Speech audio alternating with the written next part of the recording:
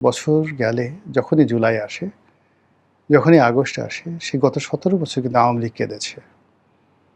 আর সেই কান্নাটি আবার ২০২৪ সালের আগস্ট মাসের ৫ তারিখে তাদেরকে একেবারে মাটির সঙ্গে মিশিয়ে দিয়েছে। এখন প্রশ্ন হলো যে এত বড় একটা বিপ্লব, এত বড় একটা অন্যায়, এত সুদীর্ঘ কালের শাসন যেটিকে এখন ফ্যাসিবাদী শাসন বলা হচ্ছে, এরপরে আওয়ামী লীগের তো অস্তিত্ব থাকার কথা নয়।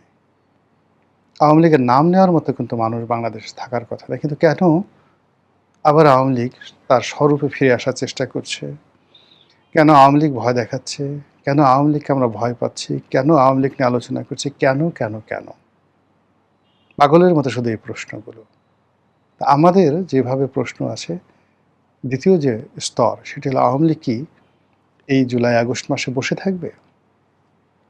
হয়তো বসে থাকবে, হয়তো নাকে তেল দিয়ে ঘুমাবে, হয়তো যে যার অবস্থানে থেকে পোলাও কুরমা কালিয়া কোপ্তা খাবে, কেউ হয়তো আহাজারি করবে, ডাজ নট ম্যাটার, আমরা কিচ্ছু জানি। কিন্তু আমাদের আতঙ্ক যে সুসংগঠিত আওয়ামী লীগ তার রাজনৈতিক ক্ষমতা, তার শক্তি, তার অর্থ, তার বিত্ত এবং সর্বোপরি ভারতের ইসরায়েলের মোসাদ, সিআইএ এবং তাদের অন্য যে সকল সাহায্যকারী শক্তি রয়েছে, অক্সিলারি ফোর্স রয়েছে, তাদের মাধ্যমে বাংলাদেশে নাশকতা চালানোর চেষ্টা করবে, সরকারকে ভয় দেখানোর চেষ্টা করবে, আওয়ামী লীগের আধিপত্য বিস্তার করার চেষ্টা করবে এবং যে কোনো একটা কর্ম ঘটিয়ে তারা সরকারকে বিশ্ববাসীর কাছে বিব্রত করবে।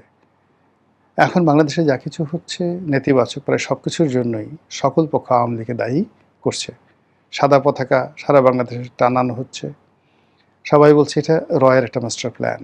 এটা আওয়ামী লীগ এই কাজগুলো করছে মূলত ধর্মকে ব্যবহার করে জামাতকে এবং অন্যান্য ইসলামী যে দলগুলো আছে তাদেরকে পশ্চিমের কাছে হেয় করার জন্য।